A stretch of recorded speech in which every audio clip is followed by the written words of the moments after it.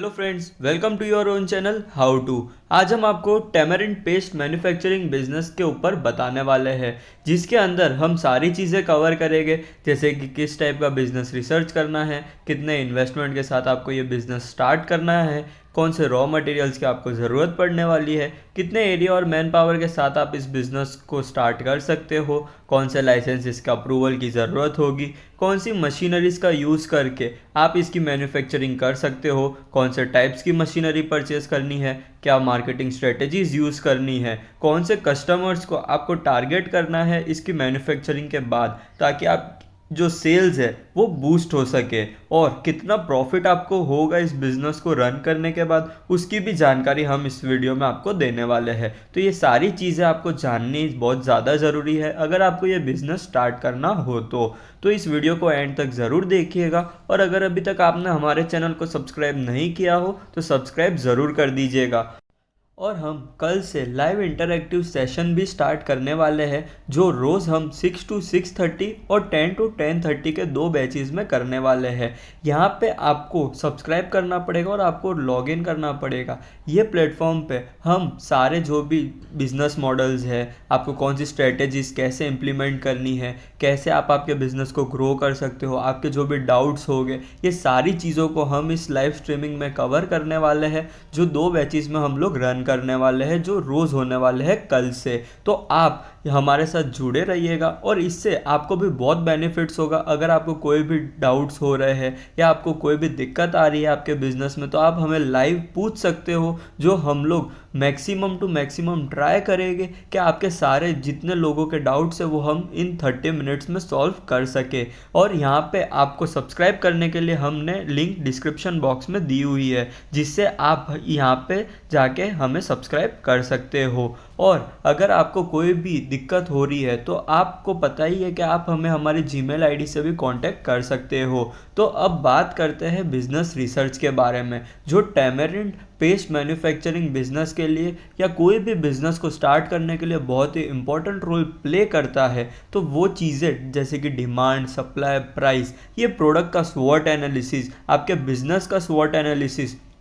जो भी आपके कॉम्पिटिटर्स है जो ऑलरेडी मार्केट में एग्जिस्ट कर रहे हैं उनका स्वॉट एनालिसिस, फिर आपको एक कस्टमर सर्वे करना पड़ेगा कि उनको कैसी क्वालिटी, मतलब कि आप जो क्वालिटी बना रहे हो वो क्वालिटी अच्छी लग रही है। इन सारी चीज़ों का आपको एक बिजनेस रिसर्च करना पड़ेगा। आपके जो कॉम्पिटिटर्स हैं उनसे भी आपको नॉलेज लेनी पड़ेगी, कैसे वो लोग मार्केट को कैप्चर करके बैठे हैं, कैसे ग्रो कर रहे हैं, क्या उन लोगों ने चीज़ों को ध्यान में रखा है, कैसे आगे उनके क्या फ्यूचर प्लान्स है। आपको ये सारी चीज़ों का ध्यान रखना है, तभी जाके आप कोई भी बिजनेस को अच्छे से सेटअप, स्टार्ट और बहुत ही ज़्यादा अच्छा ग्रो कर पाओगे। बिजनेस रिसर्च बहुत ही इंपॉर्टेंट रोल प्ले करती है कोई भी बिजनेस के लिए, भले वो छोटा हो के बड़ा हो।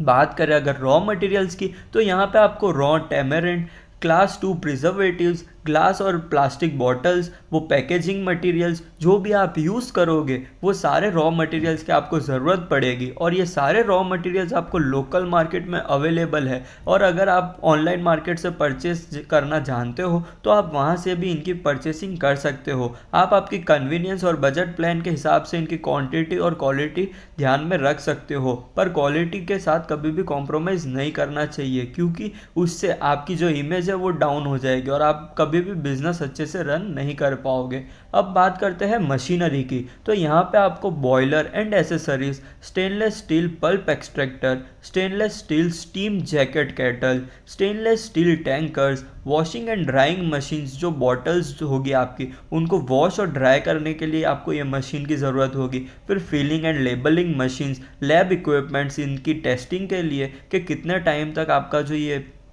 प्रोडक्ट है वो टिक सकता है। फिर आपकी जो पैकेजिंग मशीन होगी उसकी भी आपको ज़रूरत पड़ेगी। ये सारी मशीनरीज जो है सेमी ऑटोमेटिक और फुल्ली ऑटोमेटिक दो टाइप में अवेलेबल है। आप आपके बजट प्लान और बिजनेस मॉडल के हिसाब से इन्हें परचेस कर सकते हो। ये जो मशीनरीज है वो भी आपको ऑनलाइन मार्केट और लोकल मार्केट दोनों जगह अवेलेबल है। आप आपके कन्वीनियंस के हिसाब से इन्हें परचेस कर सकते हो। और ये जो मशीनरीज है वो आपको ध्यान में रखना है, जो भी वारंटी या गारंटी जो भी आपको मिलती है उसका भी आपको ध्यान रखना है कि ट्रस्टेड डीलर से आप परचेस करो जिसकी सर्विसिंग बहुत ही ज़्यादा अच्छी हो।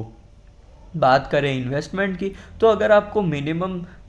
स्केल बताए तो यहाँ पे आपको 14 टू 22 लैक्स का मिनिमम इन्वेस्टमेंट करना पड़ेगा, जिसके अंदर आपका जो लाइसेंस कॉस्ट है, आपका 3 टू 2 मंथ्स का वर्किंग कैपिटल, आपके कुछ टाइम की पेमेंट ऑफ सैलरीज, आपका मशीनरी कॉस्ट, आपके कुछ टाइम का रॉ मटेरियल कॉस्ट और जो भी अदर एक्सपेंसेस हो गए फैक्ट्री को सेटअप करने के लिए, ये सारी चीज़ें इसमें इंक्लूडेड है। लैंड एक्सक्लूड रखा है क्योंकि हर जगह का जो भी प्राइस है लैंड का वो डिफरेंट होता है, तो उस हिसाब से हम हमारे इन्वेस्टमेंट में लैंड का एक्सपेंडिचर इंक्लूड नहीं करते हैं। तो ये सारा इन्वेस्टमेंट जो है वो दो फैक्टर से इंक्रीज या डिक्रीज हो सकता है डायरेक्टली, जो है आपका जो भी अदर कॉस्ट है, मतलब कि जो आपका मशीनरी कॉस्ट है, रॉ मटेरियल कॉस्ट है, उस हिसाब से, और आपका जो भी एरिया और मैन पावर के हिसाब से आप सेटअप कर रहे हो उसके लिए भी आपका जो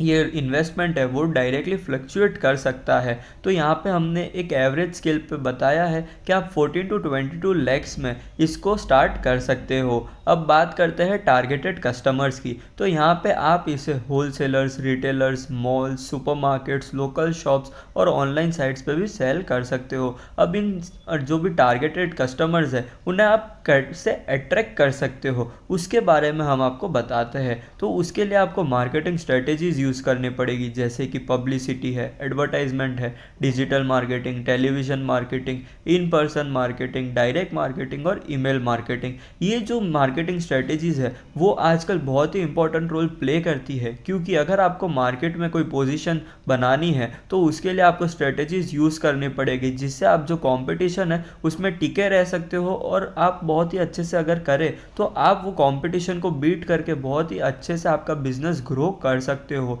बिना ये मार्केटिंग स्ट्रेटेजीज आप आपकी प्रेजेंस लोगों तक नहीं पहुंचा सकते, तो लोग आपका प्रोडक्ट खरीदेंगे भी नहीं, क्योंकि उनको नॉलेज ही नहीं है कि ये कंपनी इस प्रोडक्ट को बना रही है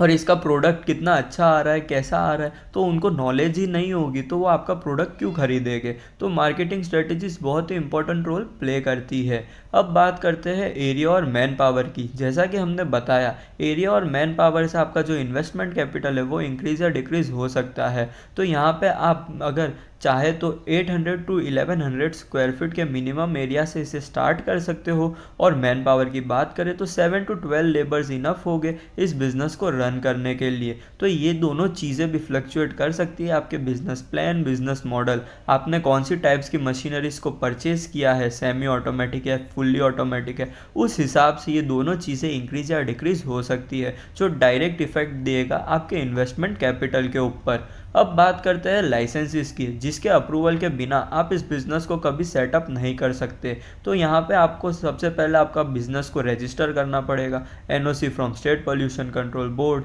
एमएसएमई उद्योग आधार, एफएसएसएआई सर्टिफिकेशन जो बहुत ही इंपॉर्टेंट होता है फूड प्रोडक्ट्स के लिए, ट्रेडमार्क, जीएसटी नंबर, अगर आप इंपोर्ट एक्सपोर्ट करना चाहते हो तो आपको आईईसी कोड की ज़रूरत पड़ेगी, और इलेक्ट्रिसिटी लाइसेंस भी आपको ज़रूरी होगा।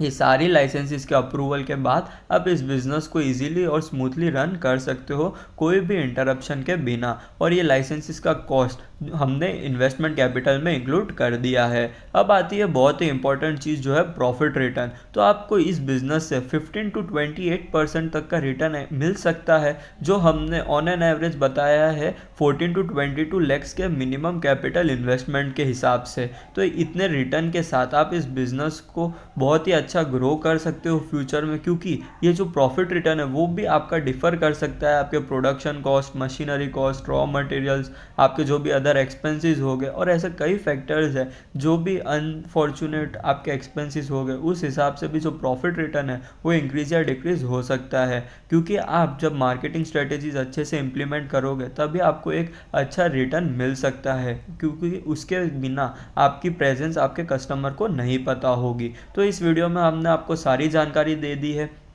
कैसे आपको इस बिज़नेस को स्टार्ट करना है, कौन सी रिसर्च करनी है, कितना इन्वेस्टमेंट करना है, कौन से कस्टमर्स को टारगेट करना है, आपका क्या प्रॉफिट रिटर्न होगा, कौन सी चीज़ों पे आपका इन्वेस्टमेंट कैपिटल डिफ़र कर सकता है, और क्या प्रॉफिट रिटर्न होने वाला है आपको उस बेसिस के ऊपर। तो इन सारी चीज़ों की जानकारी हमने आपको इस वीडियो में दे दी है। तो अगर आपको ये वीडियो पसंद आया हो तो please subscribe our channel, like, share, और अगर आपको कोई भी डाउट्स हो तो आप हमें कमेंट सेक्शन में या हमारी जीमेल आईडी से कांटेक्ट कर सकते हो। और अगर आपको लाइव इंटरैक्टिव सेशन का पार्ट बनना है तो आप हमारे दिए गए लिंक से आप हमारे दूसरे प्लेटफॉर्म पे सब्सक्राइब करके हमारे साथ जुड़े रह सकते हो। Thank you.